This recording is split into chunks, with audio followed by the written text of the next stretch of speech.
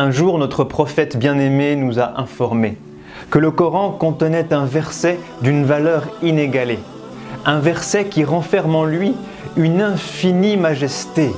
Il s'agit de Ayatul Kursi, tu l'auras deviné. Alors maintenant, laisse-moi te poser une question. Combien de fois l'avons-nous entendu dans nos récitations? Combien de fois l'avons-nous répété dans nos invocations? Et combien de temps avons-nous pris pour sa compréhension? Combien de sagesse avons-nous tiré de sa méditation? Si un jour tu cherches quelqu'un qui pour toi sera toujours présent, quelqu'un qui pourra t'écouter, prendre soin de toi à tout moment, alors vers quelle divinité vas-tu t'orienter naturellement? Al-Hayyul Qayyum sera là pour toi à chaque instant. Il sera là chaque jour de ta vie, car éternellement vivant, jamais il ne te laissera tomber, car il ne connaît ni le sommeil ni le repos, même un court instant. Et il te dit Al-Hayyul Qayyum la ta'khudhuhu sinatun wa la nawm.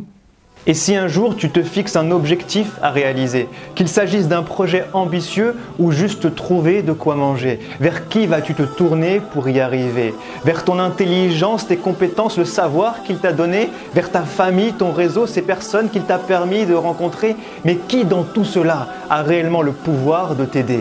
Alors va vers Al-Malikul Malik, celui qui détient les cieux et la terre entre ses mains, celui qui a le pouvoir absolu, sans aucune limite ni aucun frein. Car quelle que soit la personne qui répondra à ton besoin, qu'il s'agisse du plus intelligent, du plus riche ou du plus puissant des humains, il n'est en réalité qu'un intermédiaire entre toi et le divin, qui par son unique volonté à lui a pu te venir en soutien. Et il te dit له ما في السماوات وما في الأرض من ذا الذي يشفع عنده إلا بإذنه. Et si un jour tu as besoin d'être orienté, vers qui cette fois-ci vas-tu encore te tourner? Un ami, un collègue, un psy, le meilleur des conseillers, un érudit qui est capable de répondre à toutes les questions posées? Fais-le, mais n'oublie pas qu'ils sont en vérité tous très limités. Puis interroge Al-Alim, celui qui a le savoir de l'infinité, celui qui voit en toi ce que tu cherches, même si tu ne sais l'exprimer, celui qui connaît le passé, le futur et son nombre infini de possibilités, celui qui a transmis uniquement ce qu'il souhaite de son savoir à l'humanité et grâce auquel aujourd'hui certains peuvent t'aiguiller. En effet, يعلم ما بين أيديهم وما خلفهم ولا يحيطون بشيء من علمه إلا بما شاء. Peut-être vas-tu me dire, je n'ai pas besoin de cette adoration. J'ai déjà trouvé quelqu'un qui me donne amour et affection.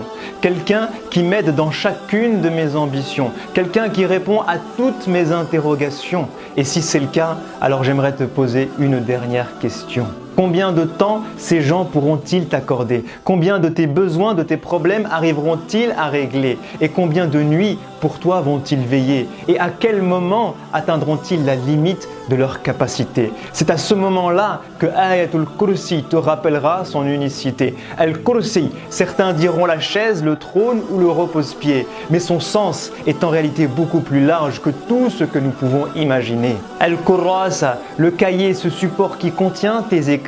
Al-Kursiyu, ce support qui te maintient assis.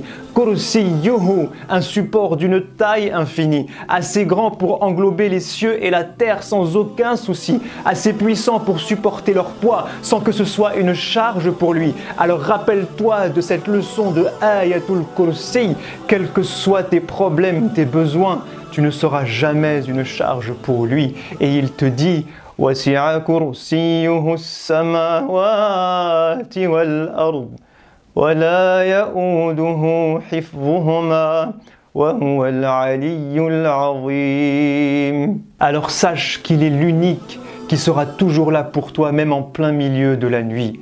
Qu'il est l'unique qui répondra à tous tes besoins, quel qu'en soit le prix. Qu'il est l'unique qui te guidera à chaque seconde de ta vie. Et que quel que soit ton besoin, il n'est rien devant son kursi. Alors reviens vers lui et n'oublie pas cette vérité. Cette parole de foi qu'un jour tu as prononcée.